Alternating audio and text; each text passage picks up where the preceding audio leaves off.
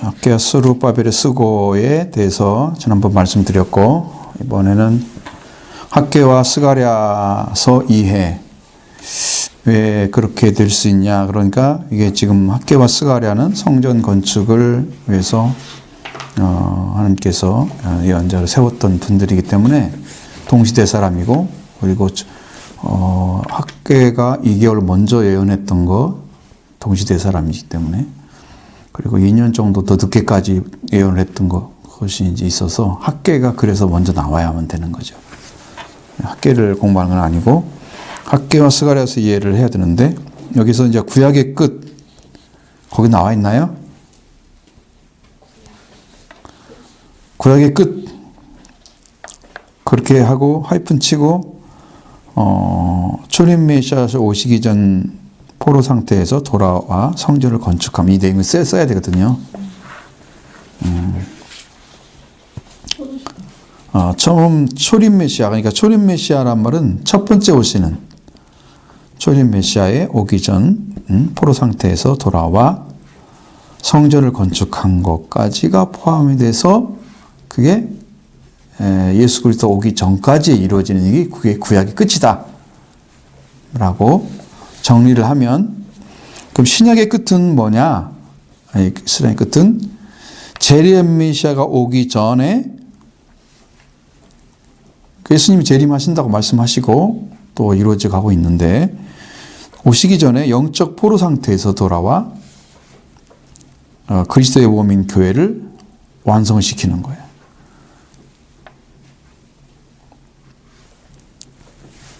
이건 영적 포로 상태예요. 거기는 바벨론 포로였죠.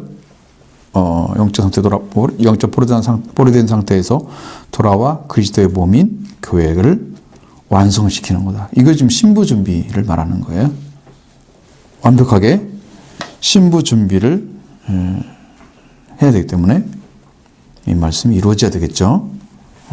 그래서 여러분이 성경대로 에베소 1장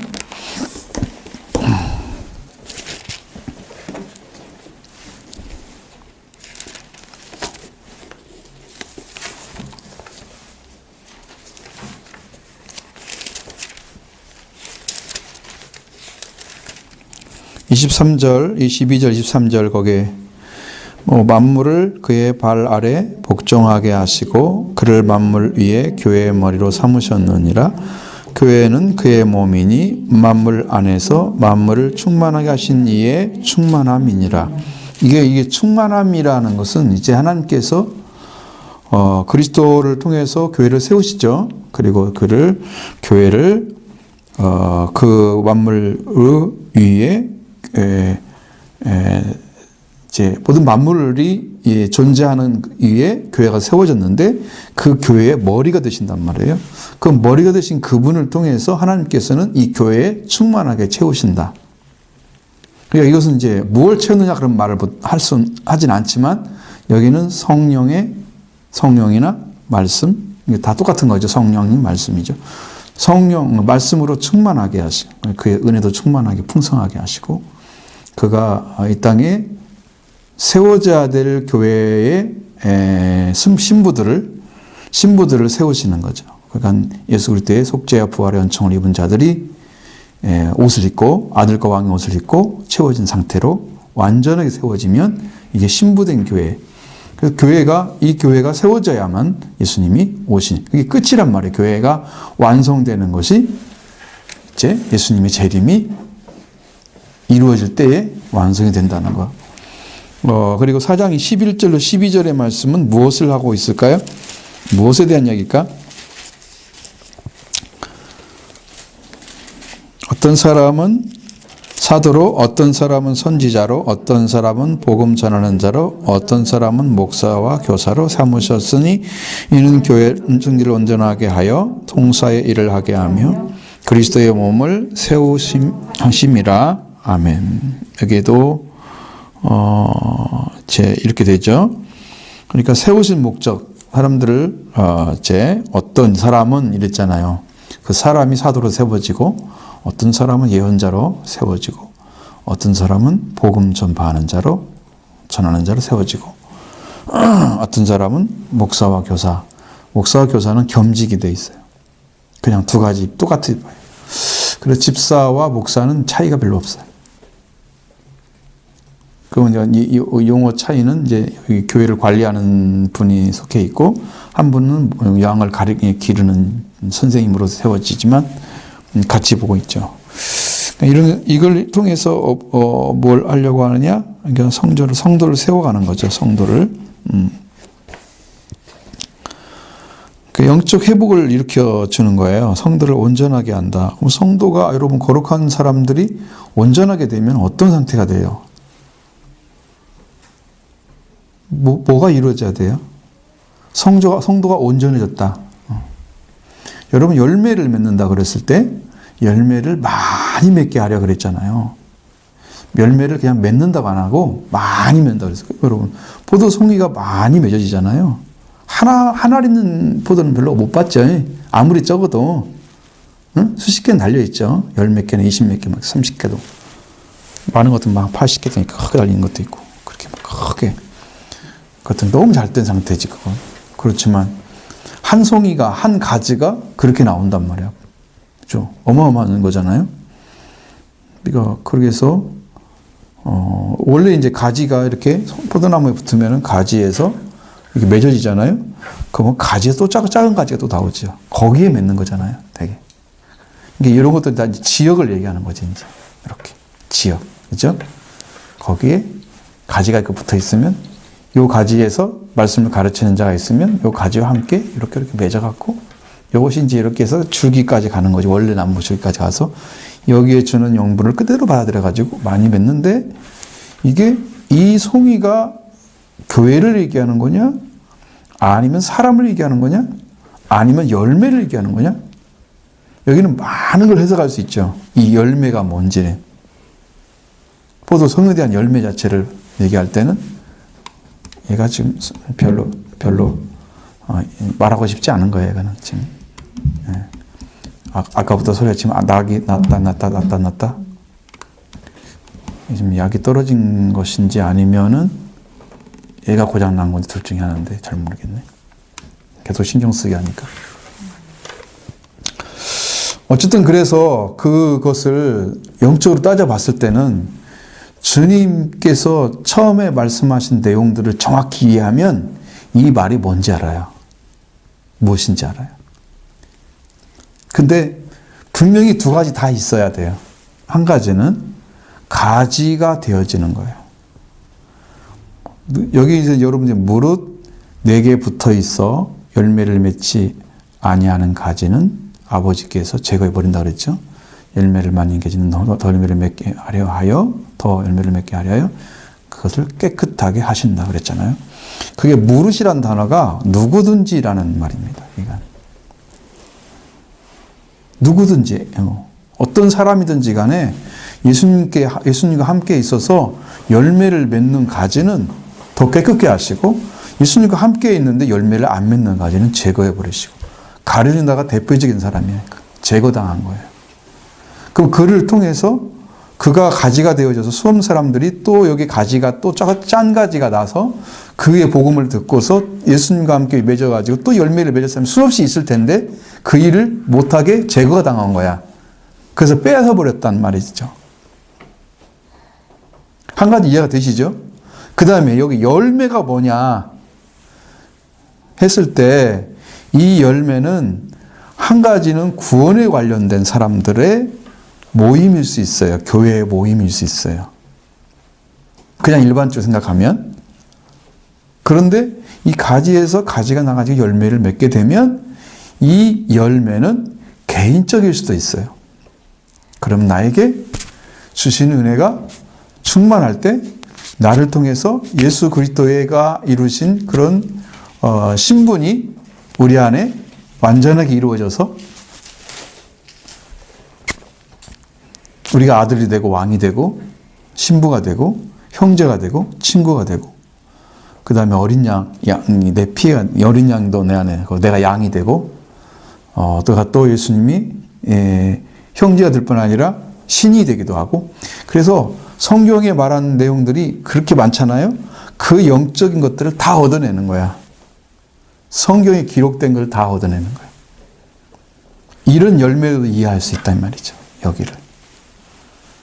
그냥 단순하게 이해하면 그렇게 이해되고, 교회적으로 이해하면은 이렇게 가지가 사도라고 하면 사도로 인해서 말씀을 받은 사람 또 가지가 날 거 아니에요?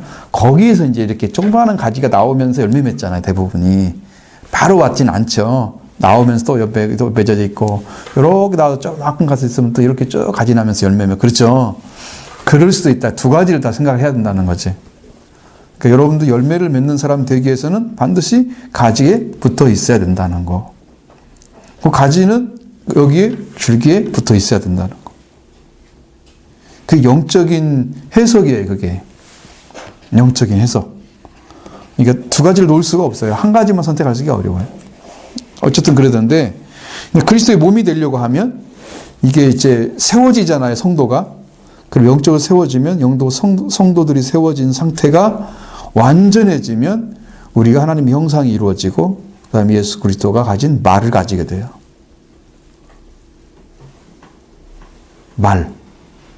말이 있잖아요. 여러분, 말이라는 것은 이게 하나님 말씀이 있고 인간의 말이 있어요. 이 땅에는 사람 말이 중심이에요. 그래서 죄가 있는 세상이라고 얘기하는 거예요. 하나님 말씀 듣는 거는 하나님 말씀이 중심인 것들은 안 나오잖아요. 그런 사상도 내어붙이지 안 하잖아요, 거의. 왜? 사상을 떠나야만 돼, 방송은. 왜? 모든 사람이 다 들어야 되기 때문에. 그럴 수밖에 없지. 그러니까 뭐 기독교 방송은 기독교만 전파해서 상관없고, 불교 방송은 불교만 전파해서 상관이 없잖아. 그래서. 세상은 그렇게 되어 있다, 구조가. 그럼 뭐 어쨌든 간에 말이 다른데, 이 말이 어디서 파생되었을까? 죄에서 나온 거예요. 원래 하나님 말씀은 하나밖에 없어요. 근데 인간의 죄를 지으면서 수많은 사상들이 인간이 가지고 있는, 하나님이 주신 어떤 인간적인 이성의 발달이 돼가지고, 이성이, 그리고 언어도 발달되는 나중에 문자까지 다 개발해내잖아요. 그래서 수없는 사람들이 다른 말을 가지고 자기 풍습에 맞게 살아가는, 그게 세상이란 말이에요. 그러니까 말씀에서 떨어지게 되면 인간의 사고와 사상을 갖게 돼요. 그러니까 다양한 이야기들이 하잖아요. 근데 하나님 말씀은 주기가 똑같잖아요. 하나 쭉 하면 똑같은 얘기가 계속 나와. 그걸 이해하면 그것이 왜 그런지 알 수가 있어.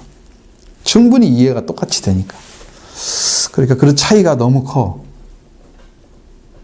성경은 너무 다양한 얘기가 써 있잖아요. 왜? 어느 사람들이 어떻게 해서 열매가 될지 몰라. 들어올지가 몰라. 성도를 온전하게 해야 되니까. 그래서 이 사람은 이 말을 듣고 정확히 이해해가지고 말씀을 들을 수도 있어. 어떤 사람은 저 역사적인 사실을 가지고 하나님을 만날 수가 있어. 다 틀릴 수 있잖아. 시를 가지고 만날 수도 있어. 응? 그래서 수없는 이야기들을 다양하게 써놓은 거예요. 들어와라, 전부 다. 하나님 만나라. 응? 열매 맺어야 되니까. 그게 이제 길이 되어지는 거예요. 그 대신에 완전하지 않은 것도 있긴 하지만, 그러나 그것도 거기에 필요한 것들이 다 들어있어. 왜냐하면 이것이 있어요, 여러분. 이게 전도서나 읽어보면 별로 뭐 신앙 같지도 않고 무슨 세상 이야기하는 것처럼 보여. 그런데 이걸 가지고 우리가 지금 서신들이 쓴 사람들, 서신을 쓴 뭐 사도 바울 같은 사람이 쓴 서신을 딱 가져오잖아요. 그런 비유가 딱 되면서 그것을 가지고 어떻게 살아야 되지라는 것에 대해서 답을 찾아낼 수 있어요. 그걸 잘못 찾은 사람들이 범죄하는 사는 사람이고, 그걸 찾아낸 사람들은 돌아와서 자기의 삶을 조화롭게 살 수 있도록, 질서있게 살 수 있도록 찾아진 사람들이야. 그게 이제 보이는 거야. 내 눈에는 보이는데 여러분은 안 보이지, 그렇죠? 내 눈에는 보여. 그러니까 어마어마하게 성경이 하나로 지금 통일되고 있는 거야. 있는 모든 말씀들이 다 이해가 될 수 있도록 통일되고 있는 거야. 이렇게 이루어지고 있단 말이에요, 말씀. 지금. 이거 왜 그런지가 알 수 있어.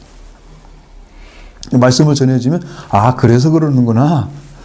그렇게 이해할 수 있단 말이에요. 이해가 된다는 거지. 그러니까 다 달라.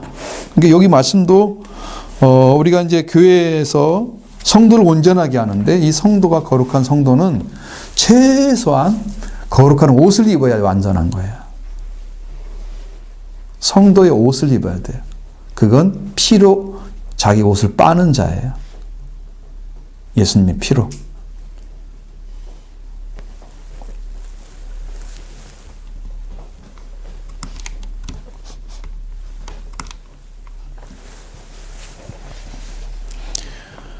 그런 차이가 있는 거죠. 그 다음에 이제 여기서 봉사의 일을 하게 한다고 이야기하고 있죠.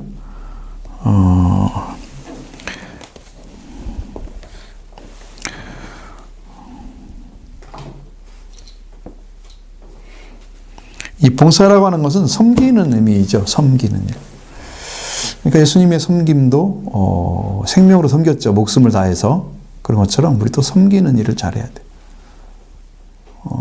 그것이 이제 자기 이익과 뭐 손에 그런 거 안 닿고 그런 게 안 들어온 상태로 오직 이제 받은 은혜 때문에 일을 하는 거죠.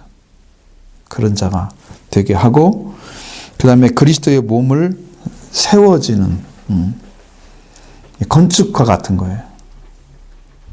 그리스도의 몸이 이 건물이 세워지듯이 한 분 한 분이 다 합쳐져 가지고 완전한 몸이 만들어지는. 그렇게 완전한 몸이 만들어져서 주님께서 이 땅에 세우고자 하는 교회를 완성이 되도록 이끌어 가시는 거고, 그것이 이루어지게 되면 예수님의 재림입니다. 그게 끝이라는 거예요.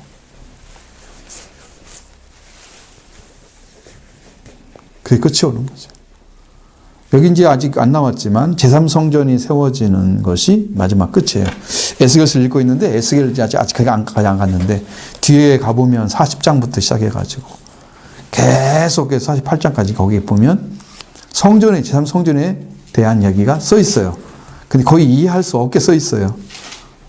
내용을 잘 몰라. 아직 성전이 안 이루어졌죠? 그렇지만 이 땅에 세워지지 않았지만 다 이루어져 있는 상태죠. 영적으로는. 그래서 여기는 영적 회복이나 아니면 회심이 일어나도록 해서 교회 생활이 중심이 되게 만드는 거예요. 그러니까 우리가 회개를 외치는 이유는 여기에서 이것이 안 이루어지면 여러분이 다른 신앙으로 신앙적인 부분이 영적으로 성장하기가 어려워져요. 이게 하나를 부실하게 만들면 이 건물도 오래 서지 못해요. 바로 무너져요.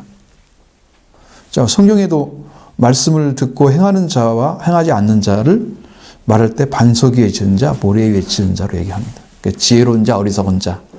그러니까 그 하나가 잘못됐는데 하나 때문에 지은 인생의 삶이 다 무너져 버리는 거고, 하나를 올바로 세웠더니 인생이 완전히 성공을 하는 거고 무너지지 않는 삶이 되는 거고. 그러니까 하나 때문에 생기는 거거든, 지금 전부. 많은 분들은 이 회개를 통해서 그리스도를 찾는 것이 이게 하나인데 이걸 찾아서 살아가는 삶을 지금 요청하고 성경은 얘기하는데 우리의 삶은 거기에 미치지 못하면 결국은 교회에서 할 일을 못하고 있는 거고, 이 교회가 완전한 교회가 아닌 거죠. 언제든지 문제가 생겨서 혼란이 오게 되면, 창수하러 비가 와서 바람 불면 다 무너지는 교회. 그렇죠? 개인이 될 수도 있고 교회가 될 수도 있어요. 그런 바탕 위에 교회를 세웠으면 진짜 문제가 생겼을 때 그 교회는 와르르 무너져서 다 흩어져 버리고 예수 믿는 사람 없어져 버릴 수도 있어요. 예수님 진짜 재림하시기 직전에 생겨지는 큰 문제 때문에. 그러니까 여러분 지금 교회 세우는 게 엄청 중요한데 여기에 기본적인 게 회개를 통해서 그리스도를 찾는 거예요. 그리고 성령 받는다까지 가는 거예요. 요거 아니면 지금 세워졌다 할 수가 없는 거죠. 그래서 우리 교회에서 이 회개를 통해서 교회 생활이 이루어져야 돼요. 그래서 예루살렘, 이 구약의 끝이 뭐냐면 성전, 예루살렘 성전이 세워졌듯이 마지막 때의 성도들의 수고와 노력으로 예루살렘 성이 완성되는 거다. 이제 성전이 세워지는 것도 거기에 관련될 수 있지만,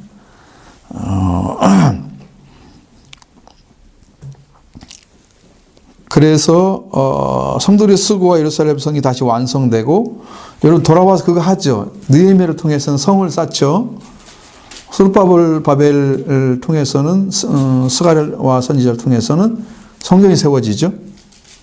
여호수아와 스룹바벨을 통해서. 그러니까 한쪽에는 성전이 완성이고 한쪽에는 성의 완성이에요. 그게 구약의 끝이에요. 그렇죠? 그러면 이제 지금은 어디서 내려와요? 그 성전이 잃어버렸는데 예루살렘이 어디서 내려와요? 계시록을 보면 하늘에서 뭐가 내려와요? 그렇죠. 그걸 하나님께서 이렇게 내가 딱 이걸 읽었을 때 가르쳐 준 게 새 예루살렘이 위에서 내려오는데 그것이 내려와서 이게 규격을 잡고 정방형이라 그랬잖아요. 정방형이라고. 아주 정사각형 형태인 거야. 거기는 각이 진 것처럼 말하잖아. 각이 져서는 사람 살 수가 없어요. 둥글둥글해야 살아요. 이 집이 이렇게 생겼지만은, 그러니까 우리 이렇게 살 수 있지만, 이게 몇 사람만 들어갈 수 있을 수 있잖아. 둥그르면 많은 사람이 들어갈 수 있어. 이게 각이 지면 많은 사람이 못 들어가. 그렇죠? 천국도 그래요. 그러니까 하나님의 나라가 이 땅에 이루어지기 위해서 새 예루살렘이 내려와야 돼요. 그건 기도를 통해서 이루어지냐. 하나님의 뜻이 하늘에서 이룬 것처럼 땅에서 이루어지는 게 새 예루살렘이 내려오는 거예요. 그래서 영적 회복이 일어나서 수 없는 사람들이 천국에 다 들어가는 거죠. 새 예루살렘에. 그게 복을 받는 거예요. 그게 하나님 뜻이 이루어지는 거죠. 땅에서. 그렇게 회복이 되어지면은 그게 완성이에요. 그 뜻이 하늘에서 것처럼 땅에서 이루어지이다. 그래서 예루살렘이 내려온단 말이에요. 근데 그것도 아무렇게 내려온 게 아니고 기도를 통해서 내려와요. 우리가 하나님 것을 가지고 있고 이게 된다면 그건 하나님 주신 거예요. 당연히. 우리가 가진 게 아니고. 그걸 뜻을 행하고 있다고 하면 그분이 주신 은혜를 가지고 지금 살고 있는 거예요. 우리는. 우리 것은 아무것도 없어요. 왜? 나는 땅에 있는 존재이죠. 하늘의 것은 아니잖아요.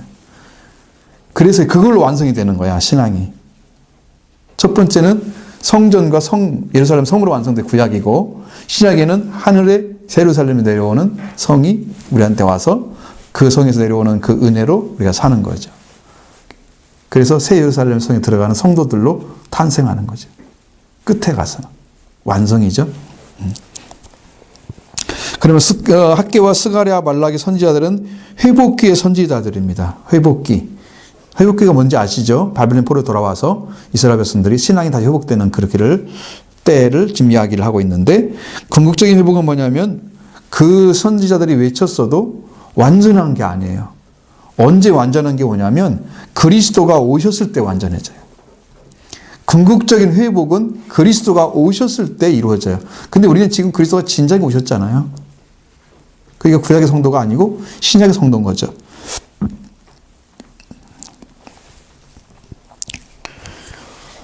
그래서 그러므로 선지자들은 그렇듯이 특히 회복기의 새 선지자들을 통해서 여기 학개, 스가랴, 말라기 지금 얘기하는 거예요. 새 선지자라는 말은 통해서 계시하려는 것은 뭐가 중심일까? 다 이 말씀도 그리스도가 중심이에요.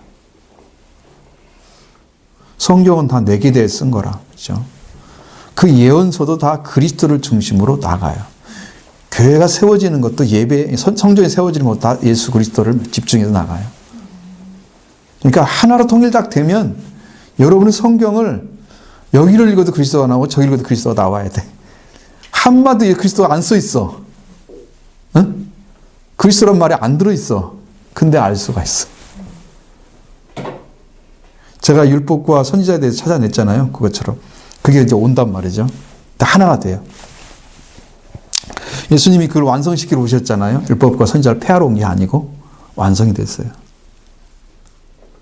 그걸 잘 모르잖아요. 그걸 한 게. 그러니까 구약이 나에 대해서 얘기했다 그러면 뭘 얘기한 거예요? 내가 구체적으로 말하라고 하면 한마디도 하는 사람이 없어요.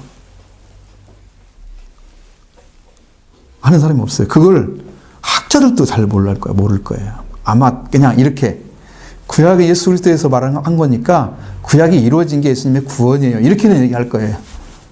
근데 구체적으로 뭔가를 얘기하라고 하면 찾아내지를 못하고 거기서 다 헤매는 거야. 이게 엄청난 차이야. 엄청난 차이. 이게 찾아낸 사람과 안 찾아낸 사람. 그게 이루어졌다는 말은 그걸 다 알고 있는 거예요. 예수님 다 이루셨다고 그랬죠. 십자가에서. 그 이루신 것이 바로 그걸 얘기하는 거거든요.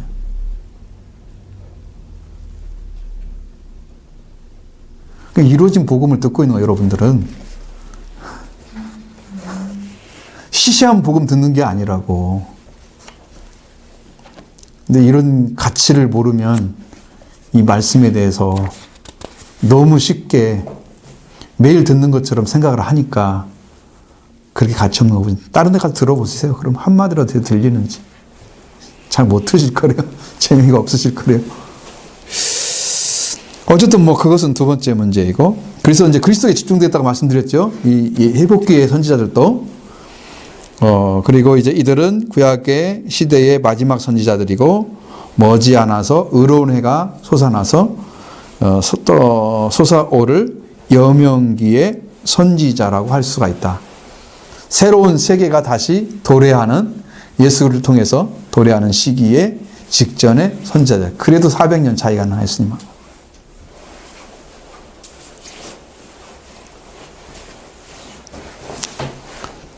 자, 그 다음에 학개서의 메시지. 그거 나오죠, 거기도 여러분도. 학개서 메시지 나오죠. 학개서의 메시지가 나오죠. 그러면 이 학개와 스가랴는 동시대의 사람이라는 것을 말씀드렸고, 그 다음에 모두 선지자, 모두 포로스 시대로부터 귀환한 후에 있었던 선지자들이었다. 귀환 이후의 선지자였다. 그들은 같은 상황 하에서 거의 같은 예언을 한 거죠. 그리고 스룹바벨과 여호수아 그리고 낙심한 백성들을 격려하면서 성전의 건축의 역사를 계속하도록 격려를 해주고 있습니다. 동시에 그들은 또한 그들에게 장래의 부흥과 영광에 관한 소망을 주었다. 그러나 스가랴는 학개보다 젊었고요.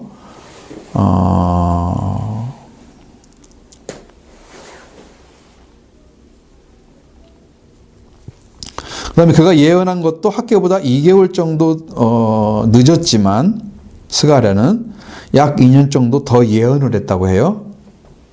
2개월은 늦고 2년 더 늦게 예언을 한 거죠.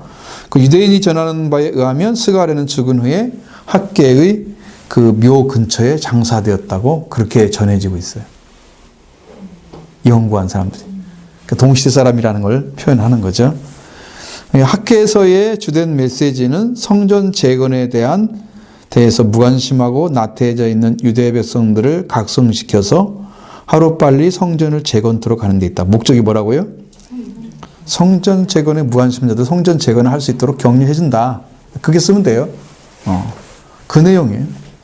근데 그 내용이 어떻게 이제 전개되느냐는 것은 많이 그분의 이제 어떤 쓰는 내용 같은 것들, 문체 같은 거에 의해서 이게 상당히 뭘 이해하지 못하도록 무슨 비유적인 말을 썼다든가 뭐 그러면 다 해석이 필요하잖아요. 이제 그런 것들이 있는 거죠. 차이가 있는 거죠. 그리고 이제 이러한 각성을 더 구체화하기 위해서 그들은 당시 그들이 당하고 있던 어려움이 있었는데, 그게 기근으로 해서 식량의 어려움을 당하는 그들을 상기시켜주고 있다는 거죠. 그것이 이제 1장 6절이나 아니면 10절로 11절 말씀 가운데 이제 그런 얘기가 나오죠. 많이 뿌려도 수확이 적으며 먹을지라도 배부르지 못하며 막 이런 이야기가 써 있거든요. 6절에. 이러한 학개의 선지자의 수고는 다리오 왕 2년 6월 24일에 성전 재건을 시작하게 했다는 거예요. 실제 수고가 있었던 것이죠. 자, 학개의 1번, 큰 1번에 학개 1장 1절부터 6절 성전을 건축하라.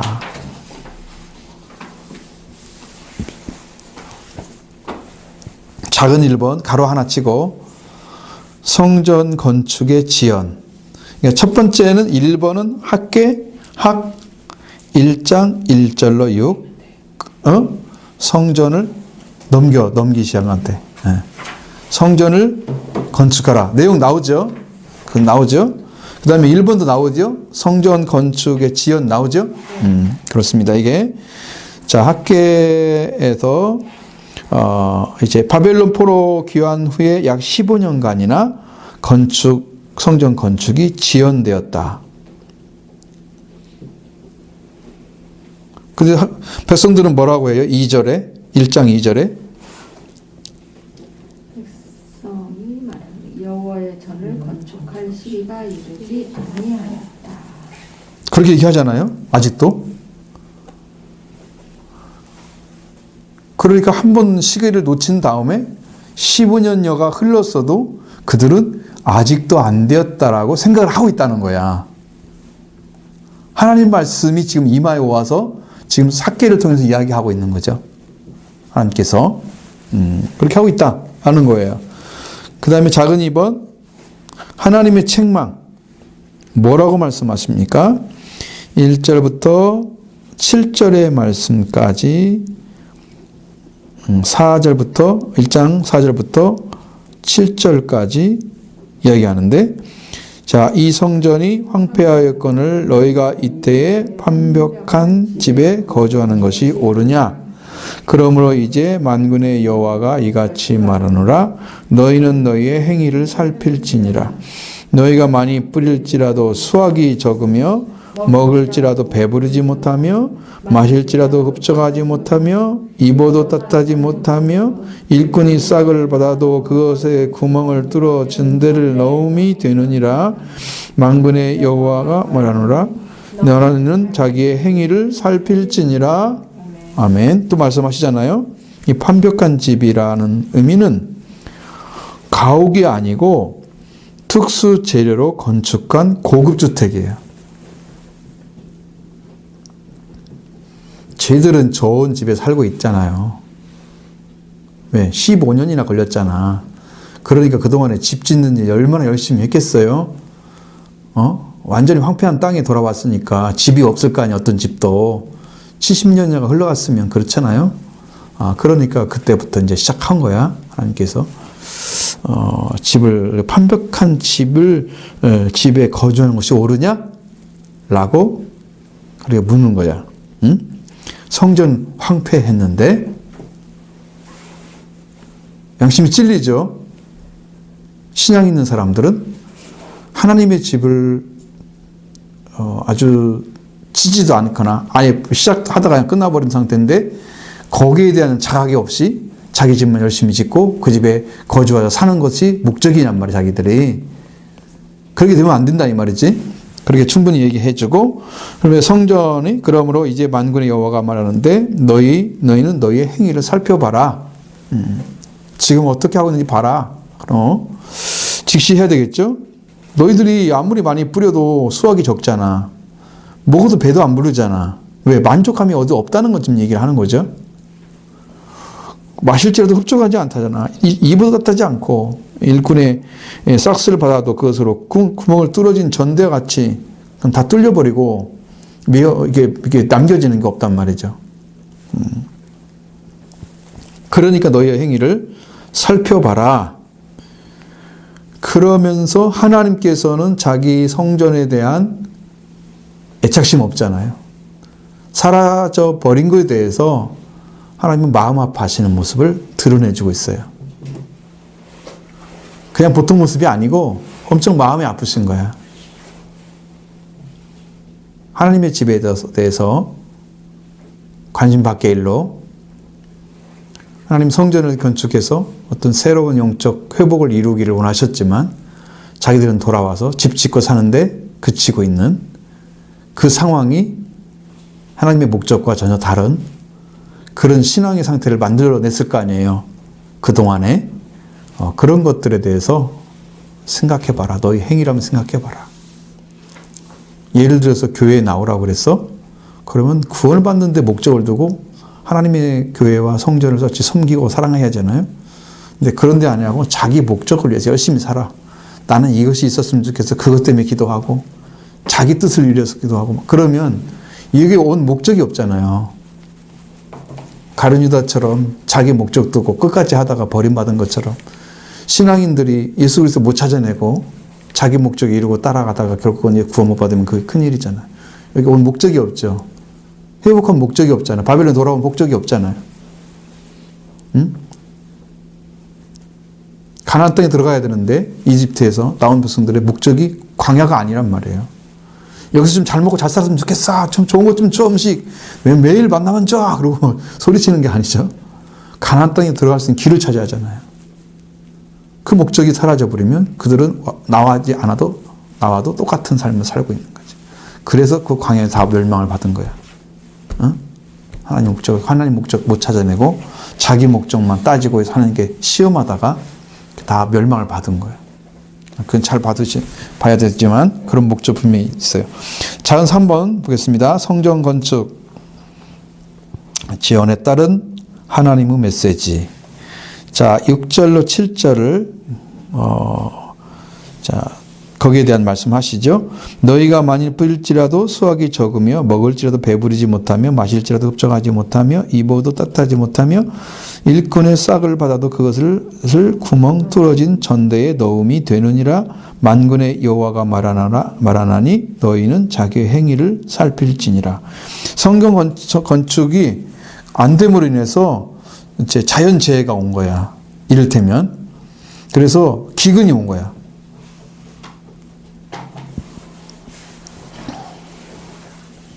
기근에 대한 메시지입니다. 많이 뿌려도 이제 거기에 뿌린 만큼의 어떤 그 열매 수확이 안 되어지면 여러분 뿌린 것하고 뿌려서 거둔 거하고 비슷하면 어떻게 해요? 못 먹고 살잖아요. 그럼 조금 남았어, 그거보다. 그러면 이제 죽이라도 먹어야 할 거 아니야. 뿌려도 수확이 적었다 그랬잖아요. 절반만 줄어들어 봐. 옛날 그 수확에 그럼 얼마나 많이 줄어든 거예요. 그거 씨 남겨놔 봐. 얼마 안 남죠? 먹고 살기 힘들죠? 그런 거죠. 그래서 수확이 적으니까 어떻게 됐어요? 먹을지라도 배부르지 못한 거지. 수확이 적으니까 많이 못 먹잖아. 수확이 풍성하면 많이 먹을 수도 있잖아요. 그럼 배부르겠죠? 여기는 먹어도 배부르지 않는다는 의미는 뭐예요? 많이 못 먹었다는 뜻이죠. 이해가 되시죠, 이제? 앞에 차가 이제 해석이 안 되고 될지 모르는 거야, 지금? 그죠? 그리고 마실지라도 흡족하지 못하며, 많이 없으니까, 먹을 것이. 그리고 입어도 따뜻하지 못하며, 이게 지금 먹고 마시는 거에서 음식이 잘 안 먹어지면, 여러분, 자는 것도 좀 별로예요. 배고프면. 배가 안 고파야 잠도 잘 와요. 그럼 쩔쩔 굶으면서 잡아요. 진짜 잠이 오나. 아니면 너무 적게 먹었어. 힘들잖아요, 자면서. 꿀꿀 소리 나는 말이야. 배고파 죽겠네. 아침에 일어나도, 먹을 것이 없는데, 별로? 한 소망이 없죠. 만족함이 없잖아요. 그 일꾼들도 일할 것이 별로 없잖아. 농사하러 가서 일을 해야지 일꾼을 데려다 놓고 돈도 주고 그러는데, 몇 사람은 많이 써도 된단 말이야? 예전에는 많이 써야 되는데, 많이 못 써. 쓸 필요가 없었어. 그러면, 이건 돈을 그 사람들이 벌어가지 못하잖아요. 만족함이 없죠. 전대가 구멍 뚫어져 돈 센 것처럼 걔들은 돈도 쓸 것이 없는 거죠. 잘 생각해봐. 그것이 무엇 때문에 왔는지. 이 기근이 어디서 왔는지 생각해봐. 이거죠. 이게 하나님은 전을 건축하지 않았기 때문에 하나님께 주시는 재난과 같은 거예요. 이제 그 말씀을 하고 있는 거예요, 지금 하나님께서. 학계를 통해서. 넘겨서 2번, 큰 2번, 학계에서 1장 7절부터 15절, 성전 건축이 시작됐다. 자, 그들이 겪었던 어려움을 말씀하고 있잖아요. 9절부터 11절의 말씀 한번 같이 보시죠. 너희가 많은 것을 바랐으나 도리어 적었고 너희가 그것을 집으로 가져갔으나 내가 불어 버렸느니라. 나 만군의 여호와가 말하노라. 이것이 무슨 까닭이냐? 내 집은 황폐하였을 때 너희는 각각 자기의 집을 짓기 위하여 빨랐음이라. 이렇게 열심히 자기 집 짓는 데만 지금 쓰고 있잖아요. 10절. 그러므로 너희로 말미암아 하늘은 이슬을 그쳤고 땅은 산물을 그쳤으며 내가 이 땅의 성곡물과 새 포도주와 기름과 땅의 모든 소산과 사람과 가축과 손으로 쓰고 하는 모든 일에 한재를 들게 하였느니라. 이것도 재앙이죠. 하나님 건축 황폐했는데 말이야. 자기들은. 응? 그것도 이제 농사 지었다고 가십으로 가져갔잖아. 근데 어떻게 했어요? 하나님께서 불어버렸다고 그랬잖아요. 아니, 뭐, 거기 있어봤죠. 하나님이 한번 호흡 불면 다 날아가지. 사람이 아무리 모아봐. 그 하루아침에 끝나. 한 순간이면 끝날 수도 있어. 허망하죠? 그 수고가 헛된 것을 말하는 거예요. 아무리 잘 살려고 수고해도 하나님이 거기다 지켜주지 않으시면, 우리 파수꾼의 경사님이 허사라고 그랬죠. 성을 아무리 지키려고 해도 하나님이 안 지켜준. 파수꾼이 있어야 되긴 하지만 지켜주지 않으면 되는 거예요. 그러니까 망군이 여호와가 말하노라. 이가 무슨 까닭이냐? 너희가 내 집은 황폐하였으니 너희는 각각 자기 집 짓기 위해서 빨랐습니다. 그러니까 자기 집을 짓기 위해서는 엄청 빨리빨리 움직이면서 하나님의 집을 황폐하게 된 데에서는 전혀 관심이 없는, 무관심한 그 상황들을 내가 봤다 이거죠. 하나님께서는. 그럼 너희로 말미암아 하늘이 이슬을 그쳤고 땅에는 소산이 산물을 그쳤다. 땅에서. 여러분, 뭐 당연한 거 아니에요. 하늘에 이슬이 안 내려오면 거기는 이제 우기가 건기가 있잖아요. 우기는 괜찮지만 건기는 동사가 안 된단 말이에요. 그러면 뭘로 살아요? 이슬로 살아요. 이슬이 엄청나게 많아. 온도 차이가 많기 때문에 이슬이 많은 거야. 낮에는 엄청 뜨거운데 밤에는 엄청 추워. 온도 차이가 심하죠. 이슬이 있어야 돼. 비는 안 오니까. 근데 이슬이 없게 만들었다고 그러면 땅이 완전히 말라버릴 거 아니에요. 그러니까 거기에는 뭐가 있어요? 땅이 마른 상태에서 식물이 잘 못 자라죠. 당연히 산물이 없죠. 이거 다 어디서 왔어요? 하나님을 황폐하게 하고 자기 집만 지는데 열심히 빨랐던 것 때문에 온 거다 너희들을. 내가 이 새 땅과 산과 곡물과 새 포도주와 기름과 땅의 모든 소산과 사람과 가축의 손으로 수고하는 모든 일에 한재를 줄게 했다. 한재가 뭔지 아시죠? 가뭄으로 인해서 드는 재앙이잖아요.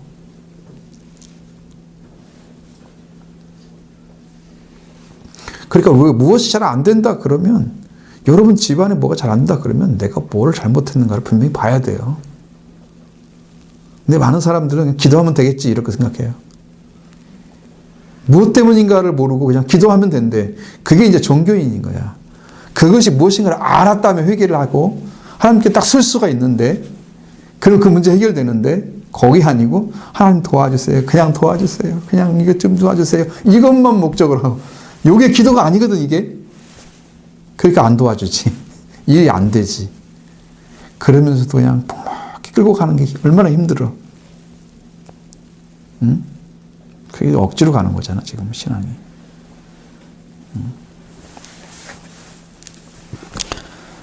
자, 그 다음에 2번, 작은 2번. 그들이 겪었던 어려움이죠. 9절로 11절은 그 어려움들이 나왔는데, 7절의 말씀은 바로 하나님의 질책입니다.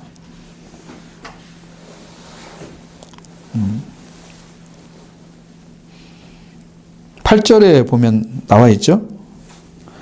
너희는 산에 올라가서 나무를 가져다가 성전을 건축하라. 그리하면 내가 그것으로 말미암아 기뻐하고 또 영광을 얻으라. 여호와가 말하였느니라. 그럼 뭘 하라는 거예요? 산에 가서 수목이 많으니까 그렇게 많은 것들을 갖다 성전 건축할 수 있는데 그 하라의 말이죠.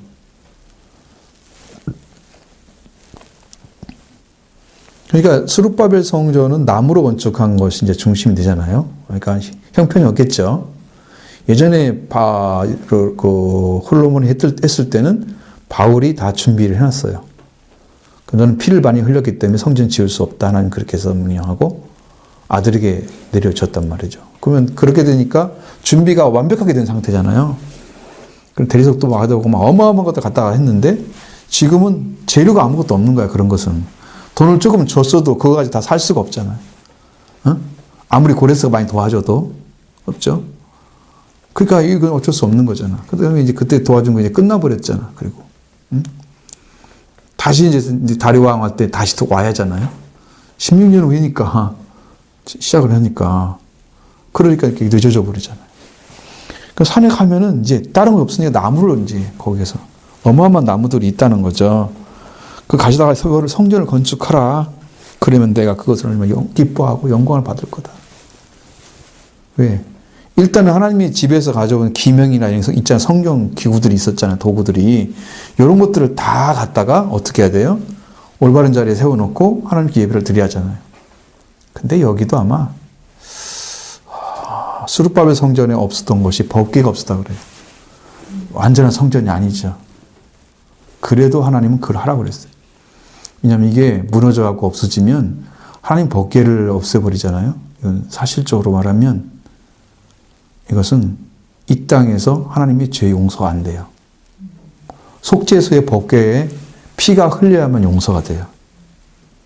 그래서 그걸 치워놓으신 거예요, 따로. 그리고 그 나머지는 다 갖다 놨어. 그러니까 그 성전 형태는 남아있겠죠? 그렇게 하신 거였어. 그 법궤도 그쪽 바벨론으로 가져가지 않았을까요? 그게 그걸 가져갔어도 하나님이 갖다가 숨겼어, 달에. 나중에 이제 그건 아직 밝혀지지 않았지만 나중에 보니까 에레미야 동굴에 숨어져 있다는 걸 알게 됐어요. 그것도 어떤 사람이 찾아낸 거죠. 그럼 그거 어디 들은지 몰라서 못 찾은 거야. 어떤 사람을 통해서 아주 굉장히 그 신비스럽게, 그러니까 사람들 모르게 아주 비밀리에 그걸 하나님이 수행을 하신 거야. 그리고 예수 그리스도의 십자가에 달리신 그 밑에 갖다 놨어. 그 예수님은 십자가에서 그거 달리게 하시고, 거기 산이 동산인데 피가 흘리지 않잖아. 그러니까 지진이 일어나게 하셔서 피가 들어가게 하셔서 그 속죄소에 피가 떡 떨어지게 한 거예요. 그래서 이제 인류의 죄가 완성이 된 거야. 용서가. 속죄소 피 때문에. 하나님이 만드신 거죠. 그런 것들은 비밀인 거다. 어떤 분한테 얘기하니까 막 가슴이 떨린대. 막 이렇게 막 소름이 끼칠 정도로. 근데 그것을 몰라. 나는 어떻게 알았는지, 누구를 통해 알았는지, 어떻게, 난 다 들어왔어. 정보가 다 왔어. 나는 그 정보가 다 있거든요. 이제 모르는 사람들은 그냥 관심 없으니까 하나님 보여줄 필요도 없죠. 자, 그래서 산에는 수목이 숨성했으나 그들은 뭐하고 있었다? 하나님 성전을 짓는데 방관하고 있었다. 라는 얘기를 하고 있고요. 그 다음에 13번의 순종함이죠. 그건 12절 보시죠. 스알델의 아들 스룹바벨과 여호사닥의 아들 대제사장 여호수아와 남은 모든 백성이 그들의 하나님 여호와의 목소리와 선지자 학개를 말을 들었으니 이는 그들이 하나님의 여호와께서 그를 보내셨음이라. 백성이 다 여호와를 경외하며. 그렇게 말씀하시죠. 자, 여기서 보면 스룹바벨 나오죠. 스알델의 아들 스룹바벨. 그다음에 여호사닥 아들 대제사장 여호수아 나오죠. 영적 지도자들이죠. 와 남은 백성들이 그들의 하나님 여호와의 목소리를 선지자 학개의 말을 들었으나 이는 그들이 하나님께서 그를 보내셨음이라. 학개의 말을 들었다고 그랬잖아요. 자, 그래서 학개의 말을 들은 다음에 그들이 여호와를 드디어 경외하는 자리에 돌아왔다 이 말이에요. 말씀을 경청하니까 그들을 보내신 하나님의 종들의 말을 듣고 신뢰해서 여호와를 경외함이 그들에게 왔다. 자, 하나님 말씀 외에는요, 하나님을 올바르게 알려주거나 그분을 완전하게 두려워하는 자리에 세워지지 못한다는 거. 인간의 가르침은요, 다 헛되게 하나님을 경배하잖아요. 사람의 계명으로 가르치니 나를 헛되게 경배하는도다. 경배가 안 되잖아요. 여기는 경외까지 이루어지잖아요. 예배도 안 된다는 거죠. 그냥 인간의 말로 가르치면 가짜기 때문에. 그런데 하나님은 경외하는 자를 세워요. 하나님 말씀이 내려왔기 때문에. 다르죠, 위치가. 이런 차이가 나와요. 그 다음에 4번, 작은 4번. 너희 하나님 여호와 내가 너희와 함께 하노라. 13절 봅니다. 그때에 여호와의 사자 선지자 학개가 여호와의 위엄을 받아 백성에게 말하여 이르되 여호와가 말하느니 내가 너희와 함께 하노라 하니라. 자, 여기 보면은 학개가 여호와의 사자라고 그랬죠. 사자는 일꾼이죠. 일꾼입니다. 하나님의 위임을 받아서 그랬어요. 하나님께서 맡기신 거예요. 그들 백성들에게 말하라고 그랬습니다. 여호와가 말하노라 내가 너희와 함께 하노라. 야, 여러분 하나님 함께 할 때와 안 할 때 어떤 차이가 나요? 어떻게 달라요? 경험해 보셨나요? 하나님이 함께 하실 때는 일단 기쁨이 있고 성령이 충만하니까 네. 은혜도 있고 그냥 아무것도 없어도 세상 것에 만족하지 않고 지금 하나님만 그 차이가 분명히 있죠. 있어요. 내가 이제 그럴 때는 하나님 함께 하시면 이상하게 사람들이 나를 따라와요. 신기해서. 그리고 하는 일을 나는 아무것도 없고 그분만 즐거워하고 있는데 그분이 내 일을 해줘요. 나는 가만히 있는데 하나님 내 일을 해주세요. 내가 뭐가 필요하면 사람들이 통해서 돈도 보내주고 전혀 상관이 없는 상태, 구하지도 않은 상태, 필요하다고 말씀드린지도 않고 마음에서 필요하다고 생각하지도 않았는데 불구하고 하나님 벌써 알고 누가 돈이 필요하니까 너가 보내 그래가지고 전화 계좌번호 좀 보내 그러단 말이에요. 내가 왜? 내가 너한테 전화도 안 했잖아. 아무것도 안 했는데 왜 그래? 그냥 사인이 온 거야 자기한테는. 몰라 왜 그런지도 몰라. 그냥 그래야 된대. 알아서 하시는 거야 그냥 그걸. 함께 하시면 그게 흔들게 모르게 하나님 다 하세요.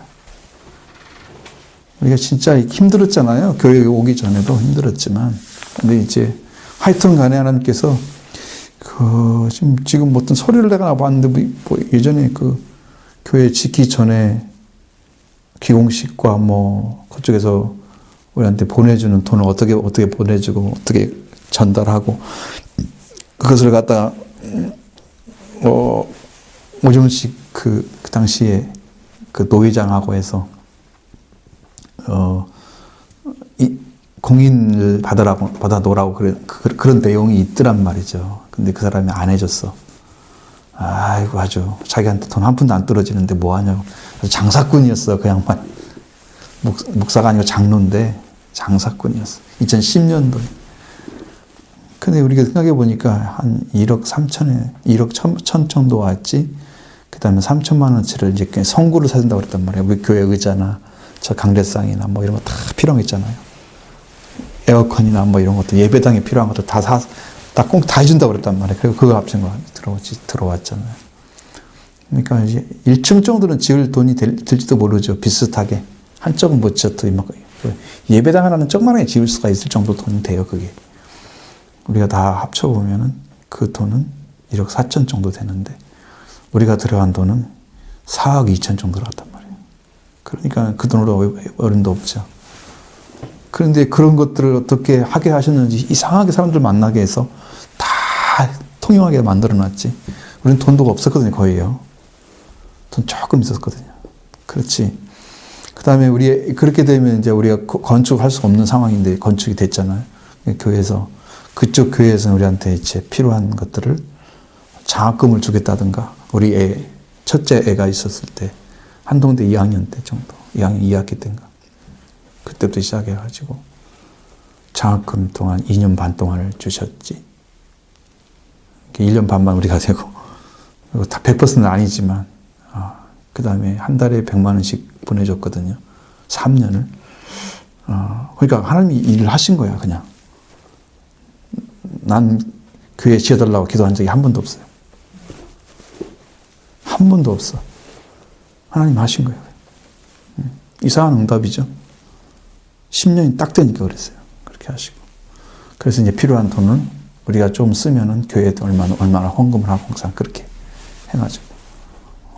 우리 이제 생활비로 주긴 하는데, 그래도 교회가 너무 힘들면 안 되니까 이제 그렇게 하면 안 되겠다 싶어서 그렇게 쓰기도 하고 막 그랬단 말이죠. 필요할 때는 이제 이렇게 애가 할 때는 조금 더 쓰기도 하고 막 그런 식으로 해서 어차피 우리 생활비니까 상관이 없잖아. 교회 어떻게 하든 간에. 네. 그렇게 됐지. 그러니까 그런 것을 다 하나님이 인도를 해주셨어요. 뭐 그것만 하시겠어요. 이제 앞으로는 더 높은 빌딩도 다 지을 텐데 앞으로. 그러면 그때는 얼마나 무한다는 사람들이 와가지고 일을 하겠어요. 뭐 그것도 하나님이 이제 하실 준비가 다시 되어 있으시겠죠. 그러니까 이런 것들 하나님이 함께 한다고 하는 자체가 우리의 삶 자체를 통째로 움직이는 거예요. 내가 예를 들어서 얘기하려고 하는 거예요, 지금. 어떻게 일을 하시는가 보라고. 나는 이제 어쨌든 목회자니까 그렇게 하는 게 맞잖아요. 교회가 세워지는. 그러면 여러분 개인이잖아. 여러분 개인 집을 우리 하나님께 인도했을 때 어떻게 바뀔 건가? 그건 진짜 놀라운 일이 벌어질 거예요. 우리 사회 왜 이렇게 막 행복해지고 하나님 인도하심이 얼마나 감사한지를 늘 간증하게 되는 거지. 우리 뭐 이것도 없었는데 이렇게 하나님 인도해 주셨어요. 이것도 막 이상하게 만들어지고 도와주시고 나는 그분한테 영광 돌리면 되지 뭐. 그게 최고의 목적이니까. 내가 찬양하고 영광 돌리는 하나님 인간을 생각하면 목적이죠. 그걸 이루어드리면 되니까. 감사하지. 그러니까 함께 하는데 얼마나 놀라운 일이 벌어진지 모른다는 걸 지금 이야기하는 거예요. 자, 5번에 순종하는 자에게 더하심, 감동을 더하셨다. 14절을 보십니다. 너 여호와께서 스알델의 아들 유다 총독 스룹바벨과 그의 마음과 여호사닥의 아들 대제사장 여호수아의 마음과 남은 바 모든 백성의 마음을 감동시키심에 그들이 와서 만군의 여호와 그들의 하나님의 전에 공사를 하였으니. 자, 이것은 하나님께서 순종하도록 감독을 하시는 거잖아요. 그러니까 일은 누가 시키냐면 하나님이 시키는 거죠. 마음을 움직이는 거예요.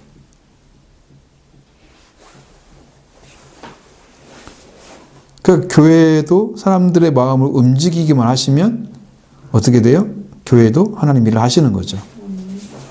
말씀을 통해서 심령이 움직이고 변화가 되면 하나님 일하고 계신 거죠. 그래서 작은 일도 그렇게 할 뿐 아니라 큰 일도 할 수 있어요. 큰 일도 하나님 사람 움직이면 돼요. 이 큰 사람이 어떤 재원을 많이 가졌는데 하나님 필요해서 딱 세워버려가지고 하면 이 사람 딸린 사람들이 많잖아요. 그러면 일은 저절로 돼요. 또 관계와 함께 맺어갖고 일이 좋은 일이 벌어지고 있다고 그러면 소문이 나잖아요. 그럼 다른 사람도 감동을 해요. 좋은 일이 벌어지고 있네. 그냥 저절로 와요. 많은 사람 따라오게 돼 있어요. 하나만 딱 돼도. 그게 하나님의 역사죠. 스룹바벨 아들 이제 스룹바벨 그리고 여호사닥 대제사장 여호수아 마음 그리고 백성들의 마음을 하나님께서 감동을 시켜줬는데 그들의 만군의 여호와 그들의 하나님의 전을 공사를 시작했다. 이건 놀라운 일이죠. 나눈 백성들도 감동을 시키시고 그들이 와서 만군의 여호와 그들의 하나님 전에 공사를 시작하기 시작했다.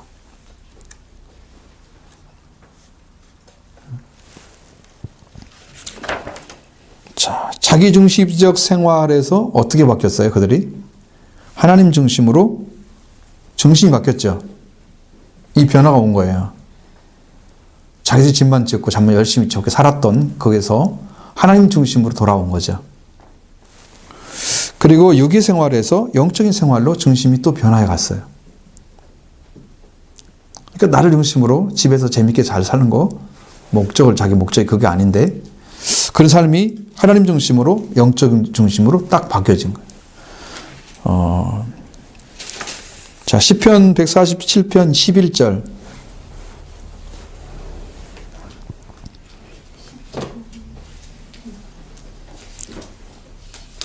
147, 11. 그런 여기랑 같이 보시면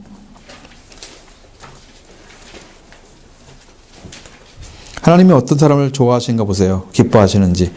여호와는 자기를 경외하는 자들과 그의 인자하심을 바라는 자들을 기뻐하시는도다. 하나님은 실제로 당신의 자비를 베풀어 달라고 하면 너무너무 기뻐하시는 거예요. 나를 바라기 때문에 하나님께서 자기를 바라는 자들을 기뻐하세요. 하나님을 두려워하고 하나님 중심으로 살아가는 그 사람을 보신단 말이에요. 그리고 그들을 기뻐하세요. 놀라운 은혜죠. 그리고 우리는 그냥 그 하나님 한 분만 그렇게 제대로 믿으면 여러분의 삶도 다 그렇게 기쁨으로 바뀌죠. 하나님 중심으로 돌아오기만 하면. 이게 마음이 문제예요, 마음이.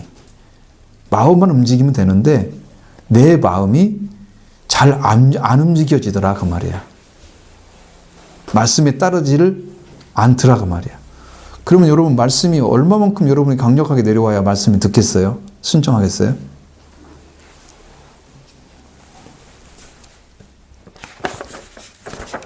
이걸 싹 해보려고 했더니 오늘 못하겠네.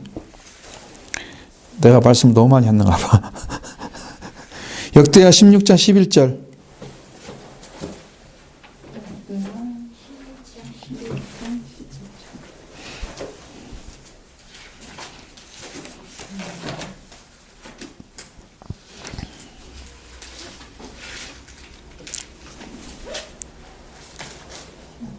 같이 보시죠. 여호와와 그의 능력을 구할지어다. 항상 그 얼굴을 찾을지어다. 역대하 16장 11절.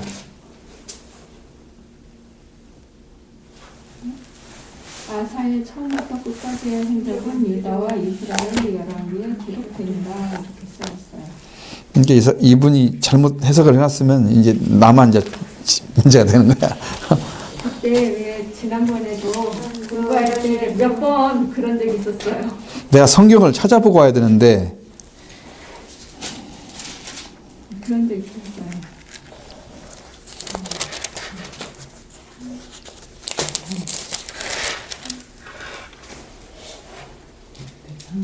역대 상인의 네, 맞아요. 상자나 하자 탈라 하나 차이 때문에 이런 수모를 겪어야 되는 이런 일은 없어야 될 것 같아. 맞아요. 그때 그랬었어요. 이거 문제다. 그때 몇 개가 그랬었어요.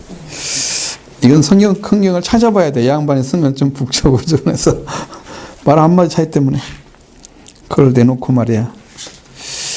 자, 그러니까 여호와와 그 능력을 구할지어다. 항상 그 얼굴을 찾을지어다. 그건 여러분들이 그가 필요한 걸 아셔야 되고 그가 필요하지 않은 사람은 없어요. 그런데 필요한지를 몰라서 못 찾는 게 아니라 그를 믿지 않기 때문에 못 찾는 거예요. 필요한 걸 안다는 것은 믿는다는 사람이고 필요한 걸 모른다는 것은 안 믿기 때문에 안 찾는 거야. 교회를 다닌다고 하나님을 믿는 게 아니에요. 하나님을 필요로 하는 사람들은 그를 믿고 있기 때문에 그 필요로 하는 거야. 근데 그분과 관계가 안 맺어 있기 때문에 찾지 않는 거야. 그 믿음이 없는 거야. 교회만 다니는 거야.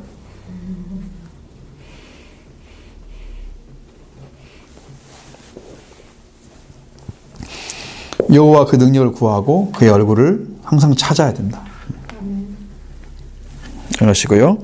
그다음 역대하 30장 9절. 이것도 조금 예상을 하고 좀 넘어가야 되겠죠? 역대하 30장.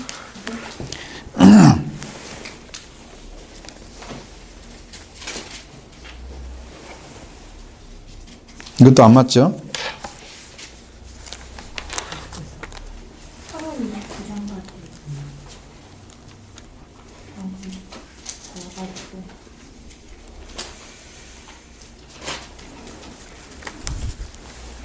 그러면서 왜 성경이 안 맞을까?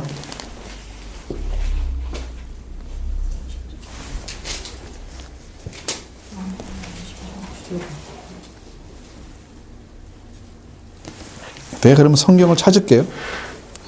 금방 찾습니다.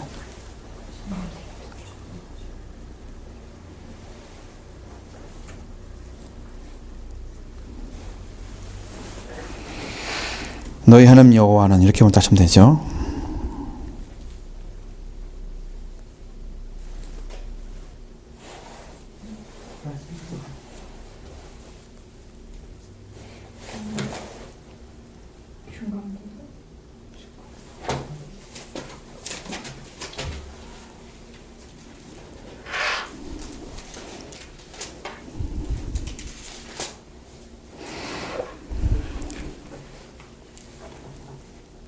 이제 뒤에 부분이네요. 그렇죠? 뒤에 부분에서 그러니까 역대하 30장 9절에 뒤에 부분에서 이렇게 중간부터 너희 하나님 여호와는 은혜로우시며 자비하신지라 너희가 그에게 돌아오면 그의 얼굴을 너희에게서 돌이키지 아니하시리라 하였더라. 이게 되죠?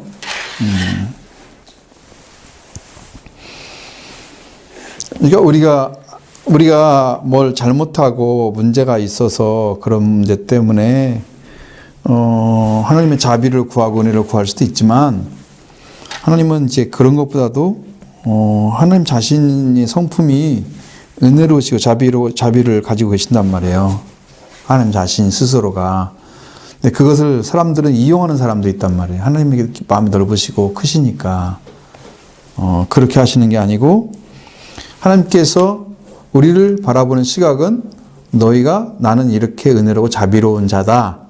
너희가 돌아오면 그가 들어오면 그의 얼굴에서 너희에게로 돌이키지 그의 얼굴을 너희에게서 돌이키지 아니하실 거다.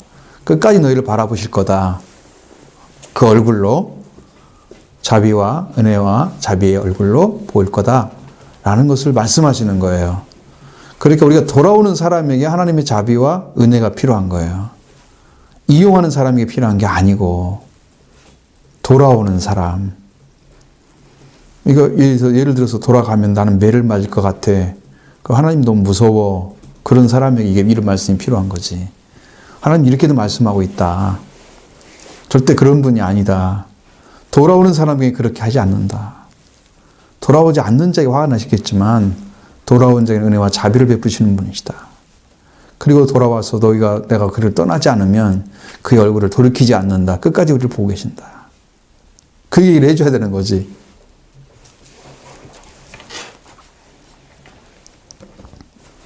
하나님 함께 하심을 지금 얘기하는 거죠. 그 다음에 마지막 6번, 여기 다 못할 것 같으니까. 자기 행위를 살피라 그러셨죠?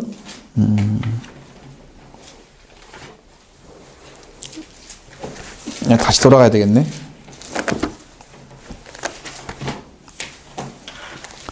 스가랴 학계에서 모든 수익과 복의 본이 차단된 이유가 무엇인가? 7절에 보면 무엇이라 그랬어요? 1장 7절이요? 그렇죠. 만군의 여호와가 말하노니 너희는 자기의 행위를 살피시는가. 뭐 때문에 그랬어요?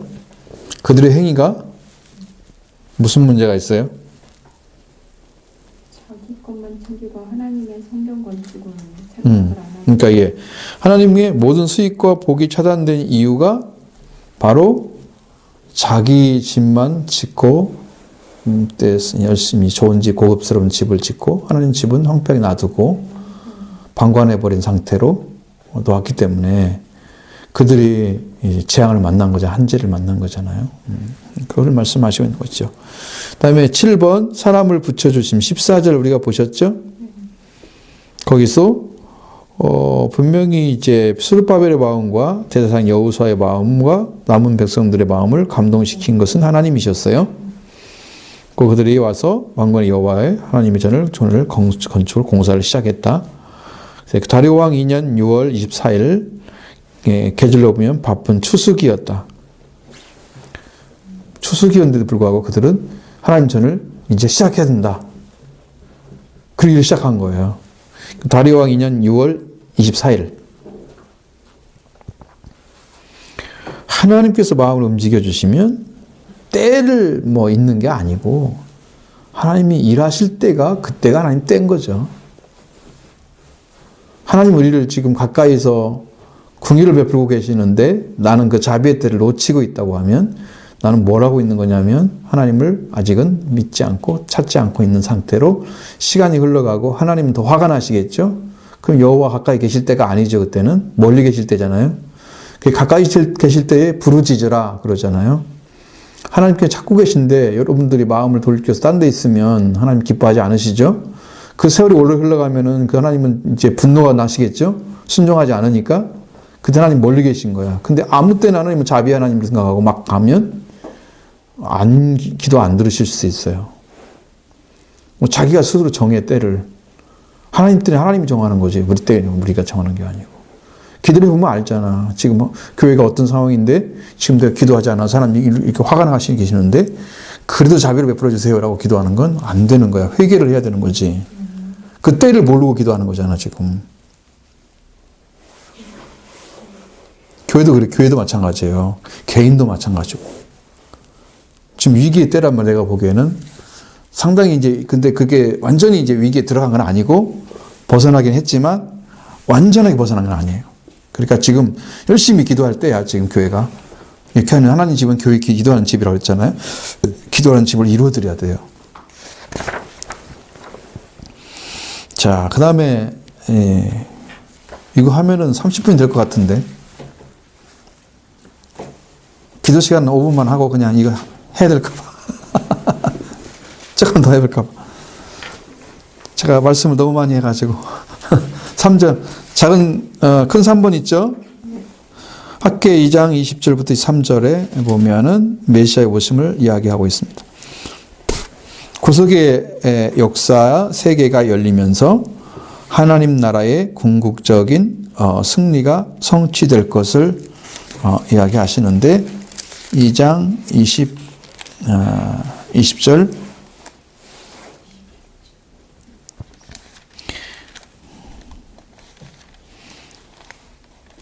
자, 21절에 1번에 작은 1번 하늘과 땅을 진동시킴 1번 21절 보시죠. 너는 유다 총독 스룹바벨에게 말하라 하여 이르라 내가 하늘과 땅을 진동시킬 것이요.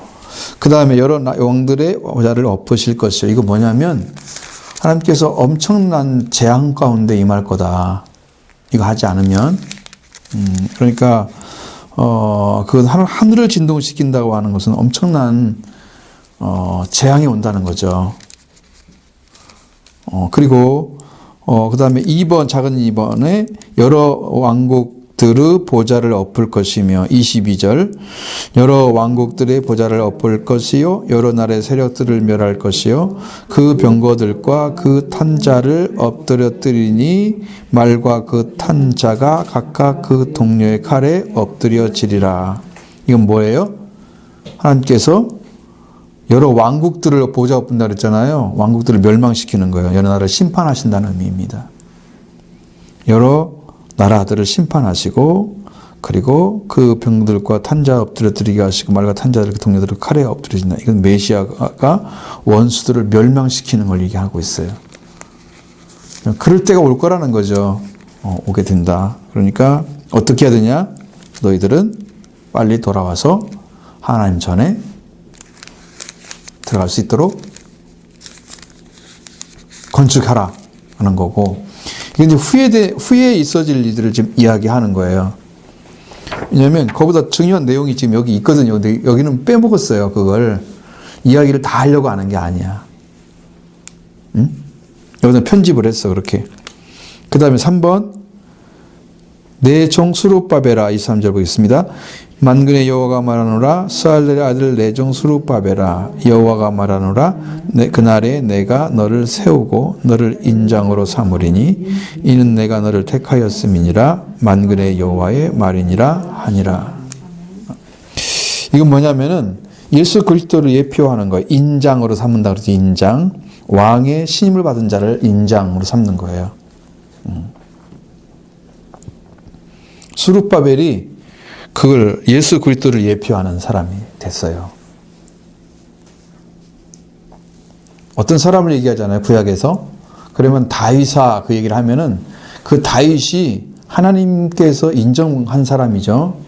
영원히 그와 언약을 맺은 분이죠. 그러니까 그분은 변하지 않는 관계가 만들어진 거예요.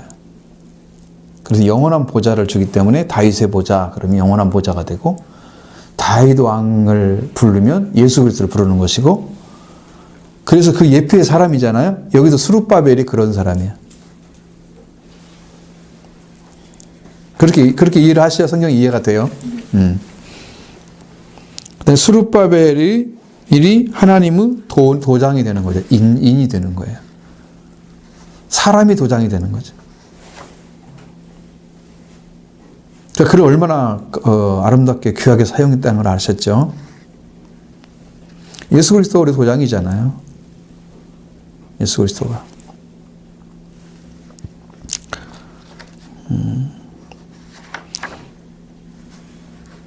그날에 내가 너를 세우고 뭔다 그랬어요? 인장으로 삼으리니. 그렇죠? 인장 찍으세요 그러잖아요. 도장 찍으세요. 우리는 도장이라 많이 그러지만 인장이란 말을 쓴단 말이에요. 옛날에는. 이것은 이제 그냥 요거 진짜. 최고야 최고. 이건 55분의 1이라든가 겹친 사람이 거의 없다는데 그래서 이걸 쓰는 거야. 세계에 많은 사람이 그렇게 많은 사람이 있는데 이게 같은 사람이 없다는 거야. 에? 도장은 아무나 팔 수가 있잖아. 똑같이. 이거 갖고 똑같이 파주세요. 그리고 나중에 보면 거의 분분이 안 될 수도 있어. 얘는 구분이 돼. 55분의 1이니까. 얘만큼 확실한 게 없어. 인장을 삼았어요. 얘는 틀림이 없다 이거죠. 하나님께서. 우리 교회가 그렇게 돼야죠. 응? 인장이 돼야죠. 여기는 이제 이분이 원하는 대로 썼어. 나는 여기를 말하고 싶진 않은데 요 중간치를 좀 얘기하는데 여기 중요한 내용이 하나 있거든요. 근데 아마 여기 나중에 가면 그 말이 나올지도 몰라요. 그때를 위해서 남겨놓은 것 같아. 살짝 빼놨어요. 스가랴서 특징 나오니까 뒤로 가서 나중에 이제 이 말씀을 스가랴서 구조도에 들어가서 이 말씀을 공부하도록 하겠습니다.